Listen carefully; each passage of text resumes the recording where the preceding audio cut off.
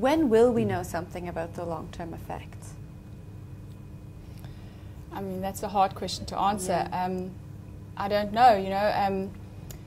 When you're trying to look over a longer term, you are reliant on a different type of study, because the kind of study that you look at then is something called an observational study or a cohort or longitudinal study. That's when basically you let people carry on with their day-to-day life, but you record what they eat, for example. That's done intermittently over a long period of time, and some of these cohorts, for example in the USA, have been followed up for 30, 40, 50 years. Wow. And a lot of our diet data comes from these, you know, specifically in relation to the balanced diet.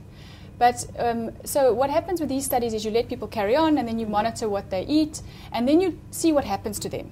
So, for example, if you're looking at heart disease, you would then see how many of these people developed heart disease and how many didn't. And then you go back to their diets and you say, okay, so what was different in these diets?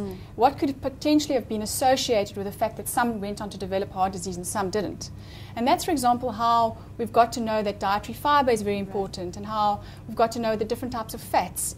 And then what happens when once that is established over the sort of longer periods of time, then you can put people into experimental conditions and try and test those associations using, for example, a more sort of a clinical trial design, you know. So, and there are large groups of people that are being followed up, especially in the Scandinavian countries. So Sweden, they've got large cohorts that they are following up, and the studies that I mentioned, which have looked at lower intakes of carbohydrates versus higher intakes of carbohydrates, come from the Swedish and you know, populations in the Scandinavian countries.